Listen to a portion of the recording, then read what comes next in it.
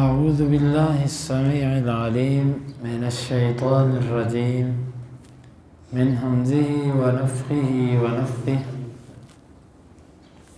سورہ بنی اسرائیل آیت نمبر 59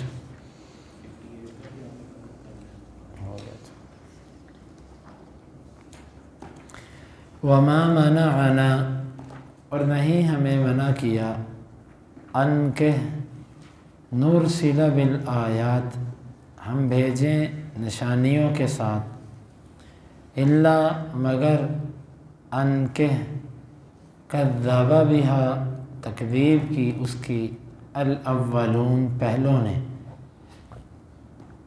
وآتینا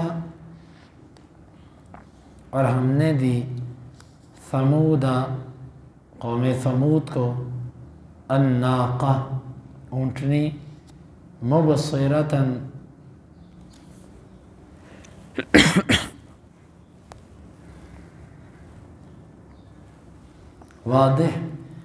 واضح نشانی تھی فظلموا بہا پس انہوں نے ظلم کیا اس کے ساتھ وما نرسل بالآیات الا تخویفا اور نہیں ہم بھیجتے واضح نشانیوں کے ساتھ مگر ڈرانے کے لیے۔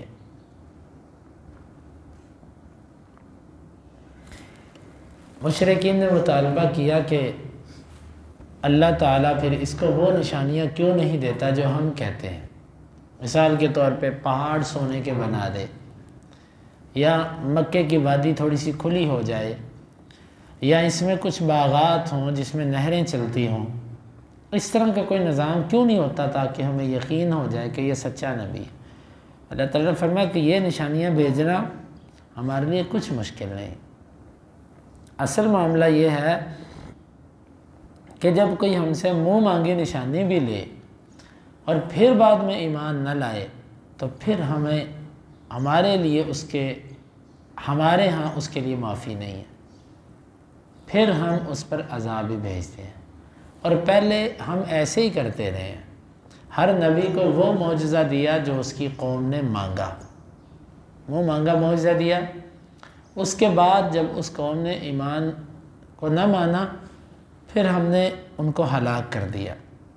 جب ہم نے دیکھا کہ یہ نشانیوں کے بغیر بھی نہیں مانتے اور نشانیاں آنے کے بعد بھی نہیں مانتے، پھر ہم نے نشانیاں اتارنی ہی چھوڑ دی۔ ہم نے نشانیاں نہیں منع کی، بند نہیں کی، مگر اس وجہ سے کہ پہلوں نے بھی تو نشانیوں کو جھٹلا ہی دیا، تو فائدہ کیا وہ نشانی بھیجنے کا؟ نشانی کے بغیر بھی یہ جھٹلاتے تھے، نشانی آنے کے بعد پھر جھٹلا دی۔ دیکھ لو تم مثال کے طور پہ قوم ثمود، اللہ تعالیٰ نے اونٹنی دی، انہوں نے نشانی مانگی، اللہ تعالیٰ نے دی، اس کے بعد پھر انہوں نے جھٹلا دیا۔ تو اب ہم منہ مانگی نشانیاں نہیں دیتے۔ وما نرسل بالآیات الا تخویفا، اور اب اور نہیں ہم نشانیاں بھیجتے مگر ڈرانے کے لیے، مطلب کہ جب ہم نشانی بھیجتے ہیں تو وہ آخری وارننگ ہوتی ہے، اس کے بعد اگر وہ ایمان نہ لائیں تو اللہ تعالیٰ کا عذاب آ جاتا ہے۔ اور جو نشانیاں ہماری آتی ہیں جو بھی وہ ڈرانے کے لیے ہوتی ہیں۔ وَإِذْ قُلْنَا لَكَ إِنَّ رَبَّكَ أَحَاطَ بِالنَّاسِ، اور جب ہم نے کہا آپ سے کہ بے شک تیرا رب لوگوں کو گھیرے ہوئے ہے۔ وَمَا جَعَلْنَا الرُّؤْيَا، اور نہیں ہم نے بنایا خواب، الَّتِي أَرَيْنَاكَ إِلَّا فِتْنَةً لِلنَّاسِ، وہ جو ہم نے آپ کو دکھایا مگر لوگوں کے لیے فتنہ۔ وَالشَّجَرَةَ الْمَلْعُونَةَ فِي الْقُرْآنِ، اور شجرہ ملعونہ قرآن مجید کے اندر۔ وَنُخَوِّفُهُمْ، اور ہم ان کو ڈراتے ہیں، فَمَا يَزِيدُهُمْ إِلَّا طُغْيَانًا كَبِيرًا، بس نہیں وہ ان کو زیادہ کرتا مگر بہت بڑی سرکشی میں۔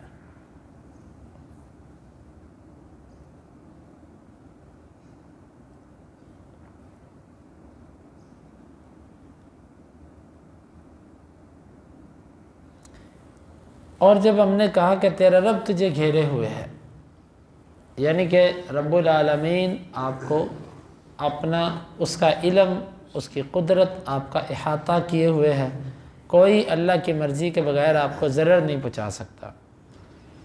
پھر اللہ تعالیٰ نے 2 آزمائشوں کا ذکر کیا، ایک دنیا کی آزمائش اور ایک آخرت کی۔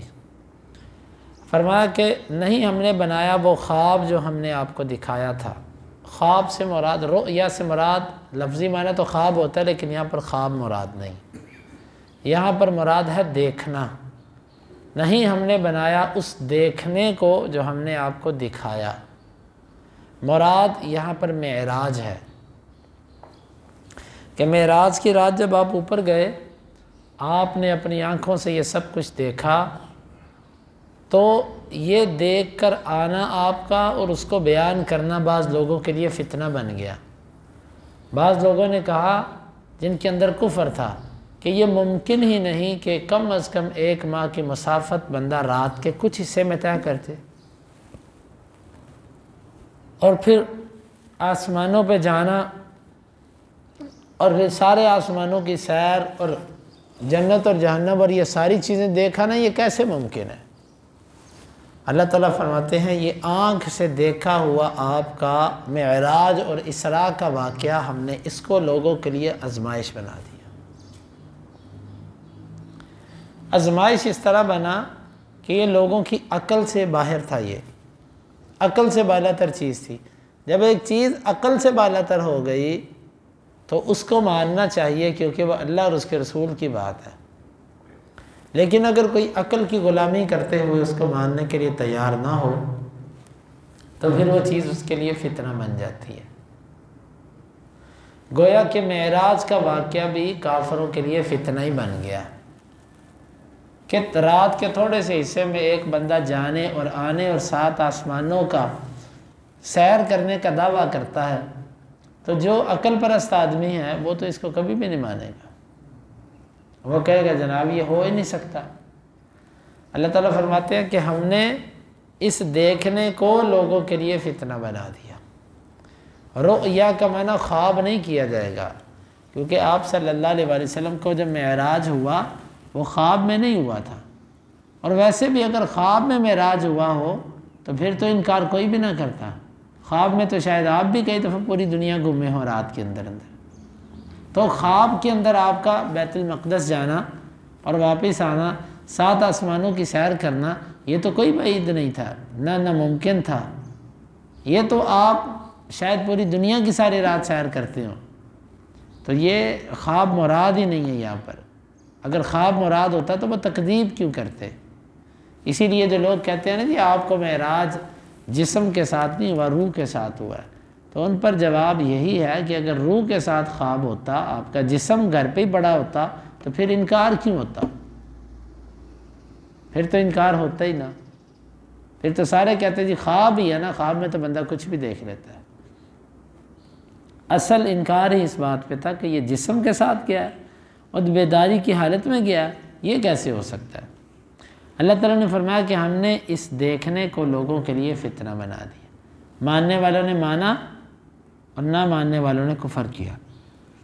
وَالشَّجَرَةَ الْمَلْعُونَةَ فِي الْقُرْآنِ، اور وہ درخت جس پر لعنت کی گئی ہے، شجرہ ملعونہ،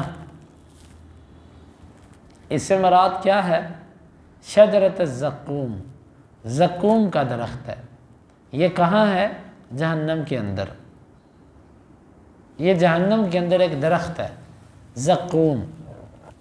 آپ نے جب یہ بیان کیا تو یہ بھی مشرکوں کے لیے آزمائش بن گیا۔ انہوں نے کہا جی درخت کبھی آپ نے آگ میں دیکھا ہے؟ آگ تو درخت کو جلا کے رکھ دیتی ہے، کبھی ایسے ہوا ہے کہ آگ بھی ہو اور اس میں درخت بھی ہو؟ بظاہر عقل پرستوں نے کہا نہیں ایسے تو نہیں ہوتا۔ اس نے کہا کہ پھر یہ درخت جو ہے، جو یہ محمد صلی اللہ علیہ وسلم نعوذ باللہ کہتا ہے کہ جہنم کے اندر ایک درخت ہوگا، اس کا کھانا تمہیں دیا جائے گا، وہ تمہارے حلقوں میں اٹک جائے گا، وہ کون سا درخت ہے جو آگ میں باقی رہتا ہے؟ شجرہ ملعونہ جس کا قرآن میں ذکر ہے وہ بھی ان کے لیے فتنہ ہی بن گیا، یعنی انہوں نے اپنی عقلوں سے سمجھنا چاہا، نہ سمجھ سکے۔ وَنُخَوِّفُهُمْ، اور ہم ان کو ڈراتے ہیں، فَمَا يَزِيدُهُمْ إِلَّا طُغْيَانًا كَبِيرًا، بس نہیں وہ ہمارا ڈرانا ان کو زیادہ کرتا، مگر بہت بڑی سرکشی میں یہ عجیب لوگ ہیں۔ ہم ان کو ڈرانے کے لیے جتنی آیتیں اتارتے ہیں یہ الٹا ان کے ساتھ سرکشی کرتے ہیں، کسی کا مذاق اڑا دیا، کسی کو ماننے سے انکار کر دیا، کسی کو کچھ، کسی کو الٹا ہماری ڈرانے والی آیتیں ان کو اور سرکش بنا رہی ہیں۔ اور سرکش بنانے کا مطلب اس کی ضد میں یہ سرکش بنتے جا رہے ہیں۔ اس طرح بعض لوگ ہوتے ہیں ان کے مزاج میں ضد ہوتی ہے، ماننی نہیں کسی کی بات، تو یہ کفار کا مزاج تھا۔ وَإِذْ قُلْنَا لِلْمَلَائِكَةِ اسْجُدُوا لِآدَمَ فَسَجَدُوا إِلَّا إِبْلِيسَ۔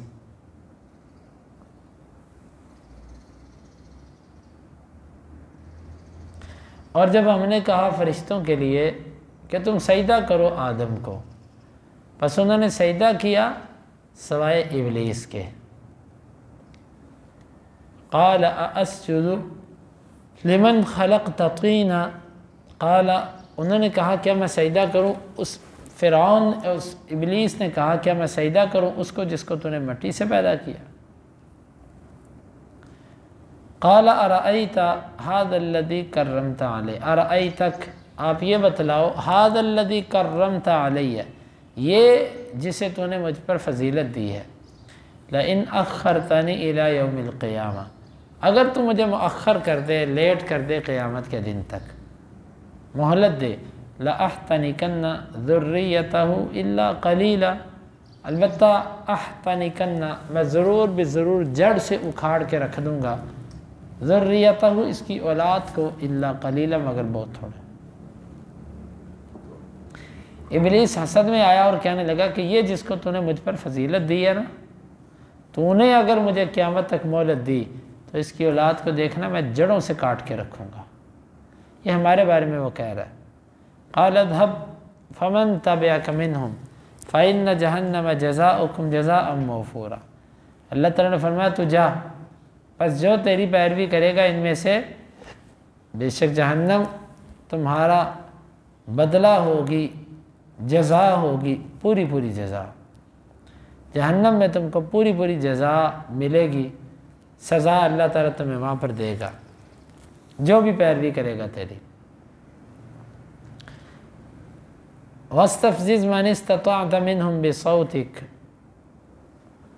اور بہکا دے جس پر تو طاقت رکھتا ہے ان میں سے اپنی آواز کے ساتھ، وَأَجْلِبْ عَلَيْهِمْ بِخَيْلِكَ اور کھینچ لا ان پر اپنے گھوڑوں کو، گھوڑ سوار لشکر کو، وَرَجِلِكَ اور پیادوں کو، وَشَارِكْهُمْ فِي الْأَمْوَالِ وَالْأَوْلَادِ اور تو شریک ہو جائے ان کے مالوں اور ان کی اولادوں میں، وَعِدْهُمْ اور ان کو تو وعدے دے، وَمَا يَعِدُهُمُ الشَّيْطَانُ إِلَّا غُرُورًا اور نہیں ان کو وعدے دیتا شیطان مگر دھوکے کے، دھوکہ۔ تو کھینچ لا، تو بہکا دے، پھسلا دے جس کو تو طاقت رکھتا ہے اپنی آواز کے ساتھ۔ شیطان کی آواز سے مراد کیا ہے؟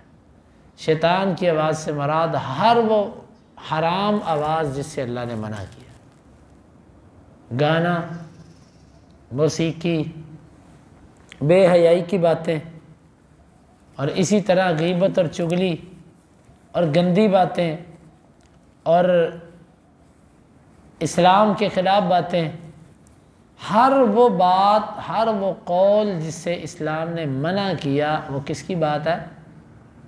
شیطان کی بات ہے، شیطان کی وہ آواز ہے۔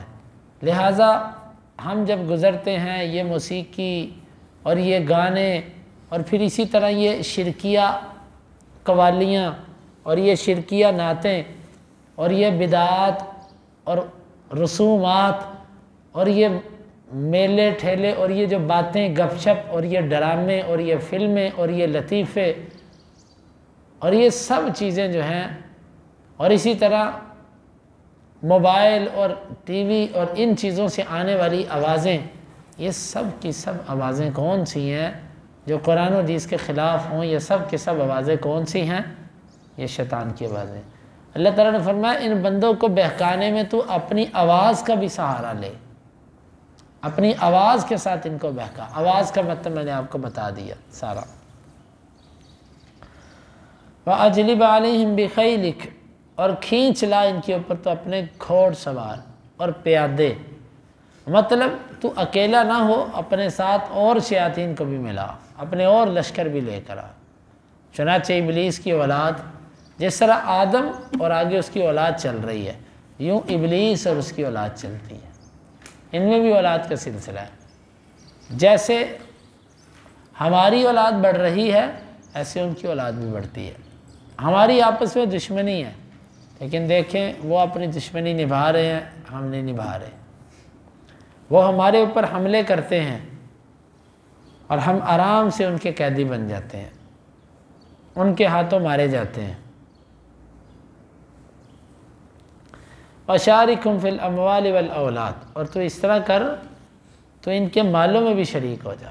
ان کے مال میں ابلیس کیسے شریک ہوتا ہے؟ ہر وہ مال جس سے زکوٰۃ نہ دی جائے اس میں شیطان شریک ہو گیا، جس سے فطرانہ نہ دیا جائے اس میں شیطان شریک ہو گیا، جس میں غریب کا حق ادا نہ کیا جائے اس میں شیطان شریک ہو گیا، اور وہ مال جو جھوٹ بول کے کمایا گیا، سود کے ذریعے کمایا گیا، دھوکہ دے کر کسی کو مال کمایا گیا، کسی کا مال غصب کر لیا گیا، خیانت کی گئی، مال کمانے کا اور حرام چیزوں سے تجارت، ناجائز جو چیزیں اسلام کے اندر حرام ہیں ان کی تجارت سے حاصل کیا ہوا مال، الغرض کمائی کا ہر وہ ذریعہ جس سے اللہ تعالیٰ نے یا اس کے رسول صلی اللہ علیہ وسلم نے منع کیا، اس ذریعے کو اختیار کرنا، یہ شیطان کی مال کے اندر شراکت ہے۔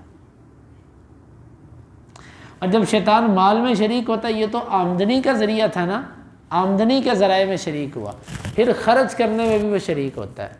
خرچ کرنا ہر اس جگہ پر، جب شیطان شریک ہو گیا کمانے میں، جب شیطان شریک ہو گیا کمانے میں تو ظاہر بات ہے وہ خرچ کروانے میں بھی آپ کے ساتھ شراکت کرے گا۔ وہ کہے گا تو نے اکیلے نے تو نہیں نا کمایا، میں بھی تیرے ساتھ تھا، اب تو میرے ساتھ مل کر اس کو خرچ بھی کر، پھر وہ خرچ کروائے گا۔ فضول خرچیاں لباس پر، اور اسی طرح شادیوں کے موقع پر، خوشی غمی کے موقع پر، تفریح کے موقع پر، یعنی کہ ان مقامات پر پھر وہ فضول خرچیاں کروائے گا، اللہ کے راستے سے بخل کروائے گا۔ جو چیز تھوڑے پیسوں میں ہو سکتی تھی وہاں پر فضول خرچی، زائد پیسے لگوائے گا، کیونکہ شیطان شریک ہو چکا ہے مال کے اندر۔ آپ جب دیکھیں کہ ایک بندہ مال لگانے میں فضول خرچی کرتا ہے نا، یقین مانے بہت کم ہوتا ہے، وگرنہ یہ بندہ کمانے میں بھی شیطان اس کے ساتھ شریک ضرور ہے، اس کو پتہ نہیں ہے، اپنی طرف سے یہ بڑی باتیں کرے گا جناب یہ وہ، لیکن شیطان اس کے ساتھ شریک ضرور ہے۔ تو گویا کہ شیطان کی مال سے شراکت میں بچنے کے لیے پورے اسلامی طریقے سے تجارت کرنی چاہیے۔ والاولاد، اور ان کی اولادوں میں تو شریک ہو جا۔ شیطان کی اولاد میں شراکت کیا ہے؟ اولاد میں شراکت تو پہلی پیدائش کے موقع پر، حدیث کے اندر آتا ہے کہ جب کوئی اپنے گھر والوں کے پاس جاتا ہے اور وہ ان کی پیشانی پہ کے بالوں پہ ہاتھ رکھ کے یہ دعا پڑھتا ہے، اللہم جنبنی الشیطان وجنب الشیطان مما رزقتنا، جب وہ یہ دعا پڑھتا ہے تو اللہ تعالیٰ ان کو جو اولاد دے گا اس اولاد کو اللہ تعالیٰ شیطان سے محفوظ رکھے۔ شیطان حصے دار نہیں بنتا اولاد میں۔ گویا کہ اس حدیث سے واضح اشارہ ہے کہ جو یہ دعائیں نہیں پڑھتے ان کے ساتھ اس عمل میں بھی شیطان حصے دار ہوتا ہے۔ پہلی شراکت۔ اس کے بعد دوسری شراکت اکثر بچوں کے نام رکھنے میں۔ بچوں کے نام رکھنے میں ایسا نام دیکھو جو نیا ہو، جو منفرد ہو، فلم سٹار، کرکٹر یا کسی ہیرو کو آئیڈیل بنا کر نام رکھو۔ اللہ کو بھول گئے، شیطان کی شراکت ہوگی نام رکھنے میں۔ پھر تربیت کی باری آئی۔ سب سے پہلے مسلمان کا بچہ قرآن کی تعلیم لیتا تھا، دین سیکھتا تھا، مسجد کا رستہ یاد کرتا تھا۔ اب شیطان نے شراکت کی، بچہ زندگی بھر مسجد نہیں آتا۔ سب سے پہلا بچہ جو سفر کرتا ہے وہ اسکول جاتا ہے اور ماں باپ پہلے دن اس کو چھوڑنے جاتے ہیں، بڑے خوش ہوتے ہیں کہ ہمارا بچہ آج پڑھنے جا رہا ہے۔ اور زیادہ سے زیادہ جو مذہبی لوگ ہیں وہ اتنا کرتے ہیں کہ 2-4 ہزار روپے مولوی گھر پہ لگوا لیا اور اس سے کہتی کر صاحب اب 15 منٹ کے لیے آ جایا کریں، بچوں کو پڑھا دیا کریں۔ اسکول بچے جاتے ہیں، اکیڈمی بچے جاتے ہیں، گاڑیاں چھوڑنے جاتی ہیں، مسجد کا ماحول نہیں ٹھیک، مسجد میں قاری صاحب ٹھیک نہیں ہے، اور اسکول کالج یونیورسٹی نہیں وہ تو بڑا اچھا ماحول ہے، ادھر تو بڑی اچھی جو ہے نا وہ سسٹم ہی بہت اچھا ہے۔ شیطان کی شراکت اولاد کی تربیت میں سب سے پہلے تعلیم پہ بیڑا غرق کیا، تعلیم میں شیطان کو شریک کیا، شیطان اور یورپ اور کفر کے بنائے ہوئے نظام کے اندر پھینکا بچے کو سب سے پہلے، کہ بچے کو جو اللہ نے فطرت اسلام پر پیدا کیا پہلے اس کی فطرت ختم کرو، پہلے اس ماحول میں لے جا کر اس کی فطرت ختم کرو۔ شیطان کی شراکت ہو گئی۔ اچھا مجھے یہ سمجھ نہیں آتی کہ اس نظام کے اندر ہے کیا، یہ میٹرک ہے، یہ ایف اے، یہ بی اے، یہ ایم اے، اس میں کیا تربیت ہے؟ کیا اسلام کے اندر کون سی کمی تھی قرآن اور حدیث میں جو آپ نے انگریز سے نصاب لیا؟ آ جا کہ اس میں یہ چیز ہے کہ آپ انگلش بولنا سیکھتے ہو، انگلش تو ایک زبان ہے جو ویسے بھی سیکھی جا سکتی ہے، یا اس میں ریاضی کے چند قوانین ہیں، تو ریاضی تو مسجدوں میں بھی پہلے پڑھائی جاتی تھی، مدارس کے اندر ریاضی تھی پہلے، یا تم سائنسی علوم کی بات کرتے ہو، تجربے، اور تجربے جو ہیں وہ تو آئے دن تمہارے بدلتے بھی رہتے ہیں، آئے دن تمہارے تجربے بدلتے بھی، ہاں تم نے سائنس پڑھانی ہے وہ بھی کوئی بات نہیں، پڑھاؤ، آخر کون سی ایسی چیز تھی جو تم نے رستے جدا کیے مسجد سے؟ اصل میں انگریز نے بر صغیر کے اندر جو سب سے پہلا کام کیا نا، اس نے یہ کیا کہ بھائی مسجد اور مدرسے کو علیحدہ کرو، مسجد اور سکول کو علیحدہ کرو۔ پہلے یہی تھا نا کہ اسکول کے اندر ہی بچوں کو تعلیم دی جاتی تھی، شاید آپ کو بھی تھوڑا تھوڑا یاد ہو کہ اسکولوں کے اندر پہلے یہ ماسٹر جی آیا کرتے تھے اور گورنمنٹ کا یہ نظام ہوتا تھا۔ میں نے چھوٹے ہوتے یعنی کہ 20-25 سال پہلے مجھے تھوڑی تھوڑی سنبھال ہے کہ کچھ مسجدیں میرے علم میں تھی، ہمارے شاد باغ میں بھی، کہ جن کے اندر گورنمنٹ کی طرف سے اسکول سسٹم تھا، لیکن اب ختم ہو گیا۔ تو کیا کیا کہ مسجدوں سے اسکول کو نکالو تاکہ بچہ مسجد نہ آئے، اس کے اوپر مسجد کے اثرات ختم کرو۔ یہ گورے نے سب سے پہلے کام کیا بر صغیر کے اندر، اس سے پھر اسکول اور مسجد کا رستہ جدا ہوا۔ تو یہ اولاد کے اندر شراکت، تربیت کے اندر، پھر اسی طرح اس کے لباس، بچے کا لباس جب ماں باپ اس کو پہناتے ہیں، چھوٹی بچی ہے سب سے پہلے اس کو ہاف بازو اور اسی طرح باریک لباس اور فیشنیبل جو ٹی وی پر دیکھا وہ لباس اس کو بنا دی کہ یہ چھوٹی بچی ہے کوئی بات نہیں۔ پھر اسی طرح پردے کی عادت نہ ڈالی، پھر اسی طرح بچوں کو جو ہے نا بیٹا ہے تو اس کو گھروں کے اندر جو ہے نا وہ لاڈ پیار کے ساتھ، گھر پہ ٹی وی بھی آ گیا اور اسی طرح موبائل بھی لے دیے جس کے اندر غلط قسم کے سب معاملات بھی ہیں، اور کوئی پوچھ گیچھ نہیں، بچوں پر کوئی نظر نہیں، سارے گھر کا ماحول بدل دیا، نہ قرآن پر لگایا، نہ بچوں کو نمازوں پر لگایا، اسکول نہیں گیا یہ پوچھا، اکیڈمی نہیں گیا یہ پوچھا، آج نمازیں پڑھی پوچھا ہی نہیں، اگر پوچھا تو بس اتنا کہہ دیا بیٹا پڑھا کرو، 5 نمازیں پڑھا کرو، کوئی ڈانٹ نہیں، کوئی ناراضگی نہیں، کوئی گلہ شکوہ نہیں۔ وَشَارِكْهُمْ فِي الْأَمْوَالِ وَالْأَوْلَادِ، یہ اولاد کے اندر شیطان کی شراکت ہو چکی ہے، حتیٰ کہ پھر ابلیس ان کے ساتھ کھیلتا ہے خوب۔ بچوں کے رشتوں کی باری آئی، شیطان نے پھر شراکت کی اولاد کے اندر، رشتے غیر اسلامی اور ایسے غلط قسم کی جگہوں پر رشتے کہ مزید سے مزید دلدل کے اندر دھنستے جا رہے ہیں، یہ اولاد کے اندر شیطان کی شراکت ہے۔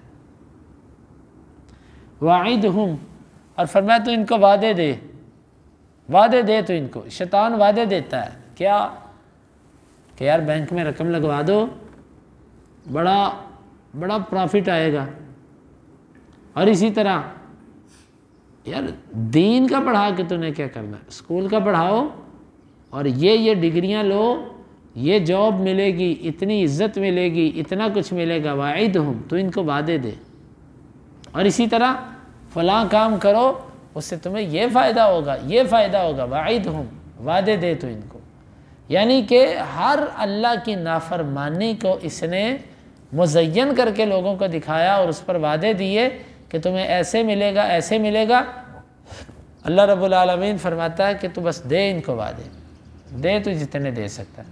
وما یعدہم الشیطان الا غرورا، اور نہیں شیطان ان کو وعدے دیتا مگر دھوکہ۔ ان عبادی لیس لک علیہم سلطان، بے شک میرے بندے تیرا ان پر کوئی زور نہیں چلے گا۔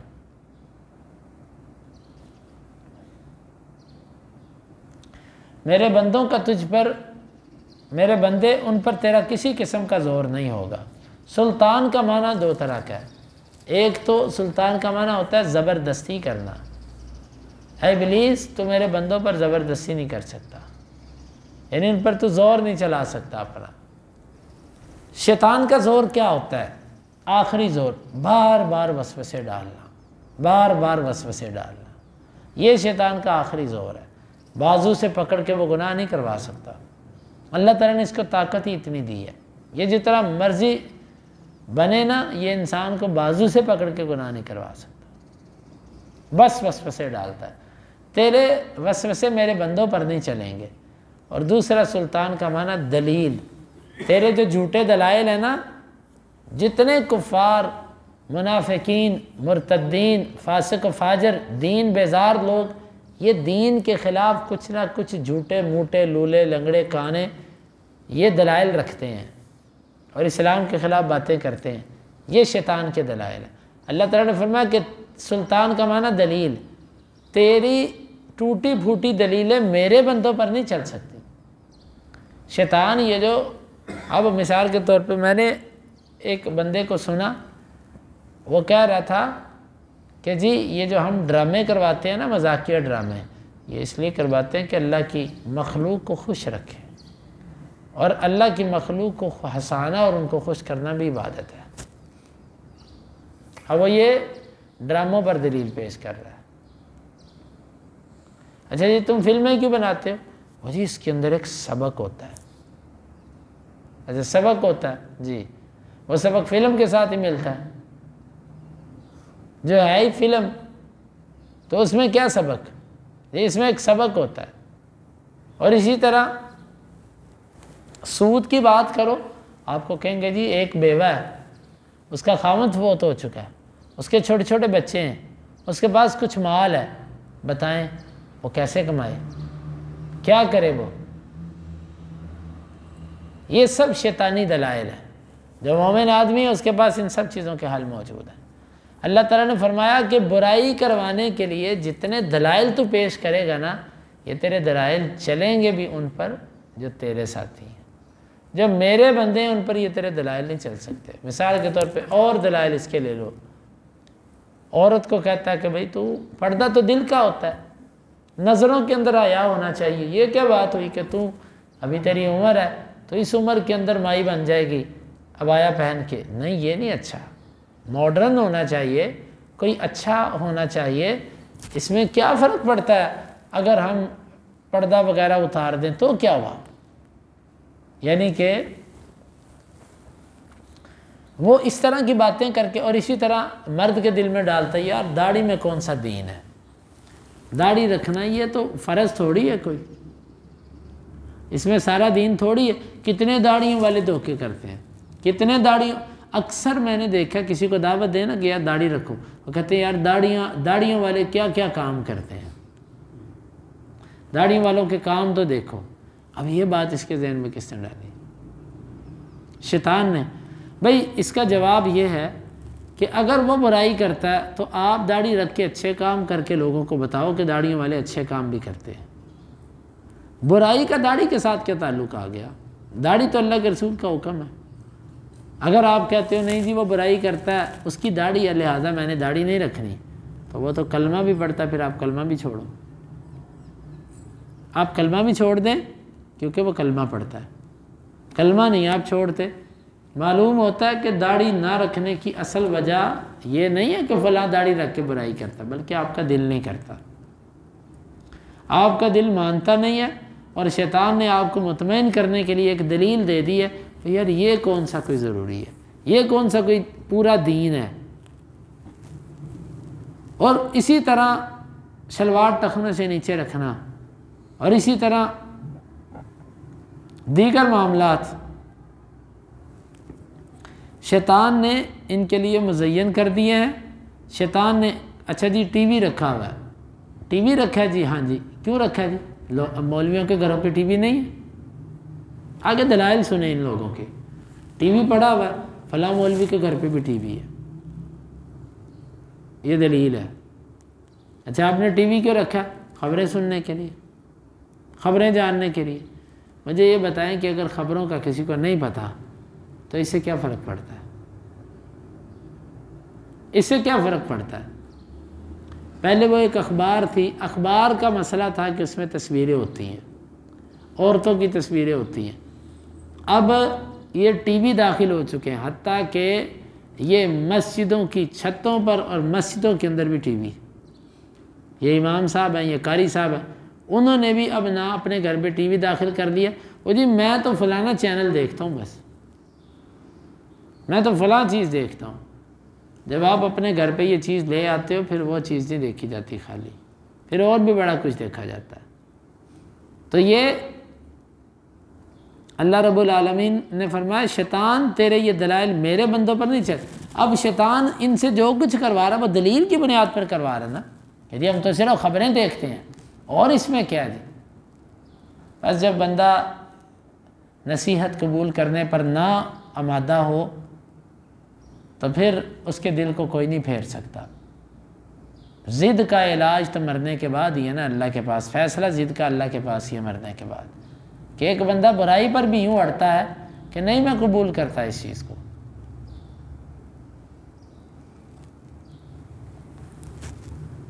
میرے بندوں پر تیرا کسی قسم کا زور نہیں چل سکتا، تیرے دلیل نہیں چل سکتی۔ وَكَفَى بِرَبِّكَ وَكِيلًا، اور کافی ہے تیرا رب کارساز ہونے کے اعتبار سے۔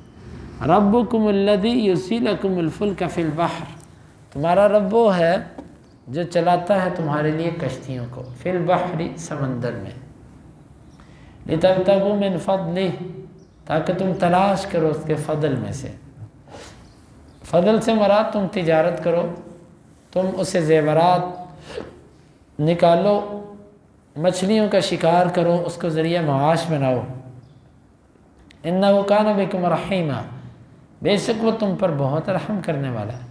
وَإِذَا مَسَّكُمُ الضُّرُّ فِي الْبَحْرِ ضَلَّ مَن تَدْعُونَ إِلَّا إِيَّاهُ، اور جب تمہیں تکلیف چھوتی ہے سمندر میں، ضَلَّ مَن گم ہو جاتا ہے وہ، تدعون جس کو تم پکارتے ہو، إِلَّا إِيَّاهُ سوائے اس کے۔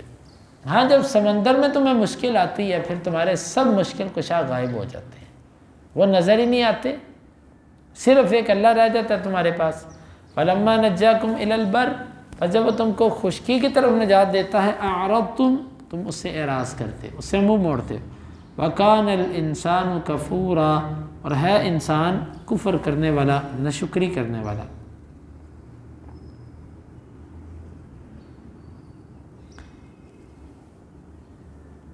ناشکری کرنے والا یعنی کہ اللہ تعالیٰ کی نعمتیں اس کو ملتی ہیں، ان نعمتوں کے بعد یہ اللہ تعالیٰ کا شکر ادا نہیں کرتا۔ أَفَأَمِنْتُمْ أَنْ يَخْسِفَ بِكُمْ جَانِبَ الْبَرِّ، کیا تم بے خوف ہو گئے ہو کہ تمہیں وہ خشکی کی جانب اور اس کے کنارے میں دھنسا دے؟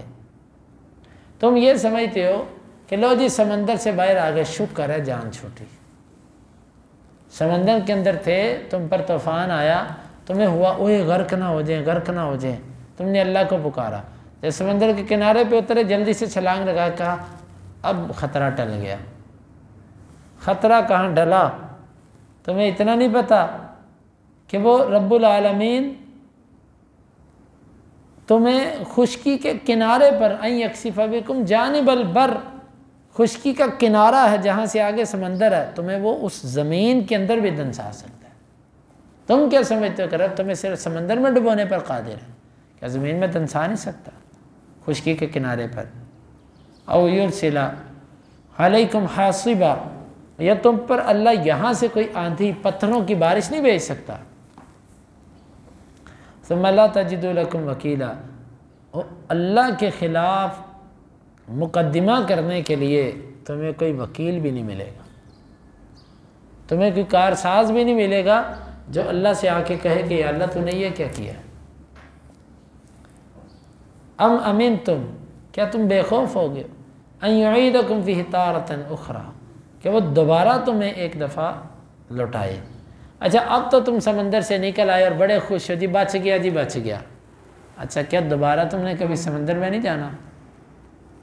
بے خوف ہو اگر وہ تمہیں دوبارہ سمندر میں لے جائے، فَيُرْسِلَ عَلَيْكُمْ قَاصِفًا مِّنَ الرِّيحِ، پس وہ بھیجے ایک تیز آندھی تم پر ہوا میں سے، توڑ دینے والی آندھی تم پر بھیجے، فَيُغْرِقَكُمْ، پھر وہ تم کو غرق کر دے، بِمَا كَفَرْتُمْ، بوجہ تمہارے کفر کے، ثُمَّ لَا تَجِدُوا لَكُمْ عَلَيْنَا بِهِ تَبِيعًا، پھر تم نہیں پاؤ گے اپنے لیے ہمارے خلاف اس مسئلے پر کوئی پیروی کرنے والا،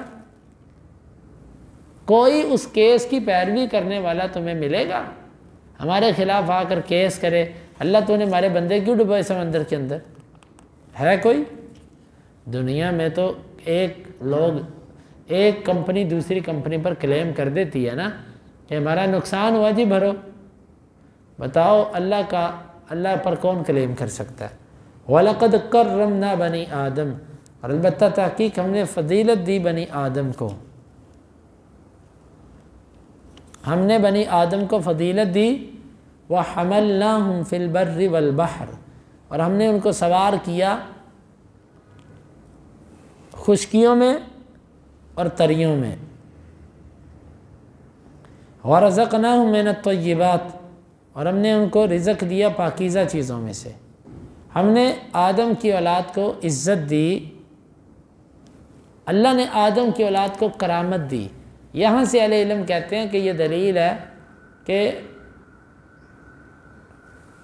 آدم جو ہے نا یہ مخلوقات میں اشرف ہے، اشرف المخلوقات کی لوگ یہاں سے دلیل لیتے ہیں، لیکن یوں نہیں کہہ سکتے کہ تمام انسان تمام فرشتوں سے افضل ہے، یہ بات کہنا غلط ہے۔ کیا ایک فاسق و فاجر جبریل امین سے افضل ہو گیا؟ یہ نہیں کہہ سکتے ہم۔ ہاں یہ ہے کہ بعض بنی آدم جو ہیں وہ تمام مخلوقات سے افضل ہے، انبیاء اور اسی طرح صدیقین، شہداء جو سچے لوگ ہیں، یہ ان کے بارے میں یوں کہا جا سکتا ہے کہ یہ افضل ہے۔ باقی مطلق طور پر انسان کو اشرف المخلوقات کہ ساری مخلوقات میں سب سے شرف والا، یہ کہنا مناسب نہیں ہے۔ اللہ تعالیٰ نے آدم کے بیٹے کو شرف دیا، یہ شرف کیا تھا؟ پہلا شرف تو یہ ہے کہ ہاتھوں سے پیدا کیا آدم کو، یہ اعزاز ہے، ہر چیز کو کن کہہ کے پیدا کیا، آدم کی باری آئی تو اس کو شرف دیا کہ اپنے ہاتھوں سے پیدا کیا، اور پھر اسی طرح اللہ تعالیٰ نے اس کو مزید کچھ شرف دیے، انبیاء ان میں بھیجے، اور کسی مخلوق میں نبی نہیں آیا، اور اللہ تعالیٰ نے کتابیں ان پر اتاری، اور باقی ساری مخلوقات ان کے تابع ہیں، جنات ان کے تابع ہیں، اور پھر اسی طرح اللہ تعالیٰ نے زمین پر ظاہری طور پر سلطنت اور نظام چلانے کی ذمہ داری ان کو سونپی، اور بھی کئی فضیلتیں جو اللہ نے بنی آدم کو دی، اور ہم نے ان کو سوار کیا خشکی میں اور تری میں۔ تری میں تو تم یعنی کہ تری سے مراد سمندر، پانیوں میں تو تم سواری کرتے ہو کشتیوں پر، لیکن خشکی کے اندر بھی جو تم سواریاں کرتے ہو تمہیں اللہ نے سوار کیا، اللہ تعالیٰ نے تم کو اس پر چلایا۔ وَرَزَقْنَاهُمْ مِنَ الطَّيِّبَاتِ، اور ہم نے ان کو پاکیزہ چیزوں میں سے رزق دیا، وَفَضَّلْنَاهُمْ عَلَىٰ كَثِيرٍ مِّمَّنْ خَلَقْنَا تَفْضِيلًا، اور ہم نے ان کو فضیلت دی بہت سو پر، ممن خلقنا ان میں سے جن کو ہم نے پیدا کیا تفضیلا، فضیلت یعنی کہ بہت سو پر فضیلت دی، تمام پر فضیلت دی۔ یہی آیت دلیل ہے کہ انسان تمام مخلوقات سے افضل نہیں ہے بلکہ بعض پر۔ یوم ندعو کل اناس بإمامہم، جس دن ہم بلائیں گے تمام لوگوں کو ان کے امام کے ساتھ۔ امام کے معنی مختلف ہیں، نمبر 1 نبی، نمبر 2 مقتدا و پیشوا، نمبر 3 نامہ اعمال۔ سب معنی ٹھیک ہو سکتے ہیں، ہم لوگوں کو ان کے نامہ اعمال کے ساتھ بلائیں گے،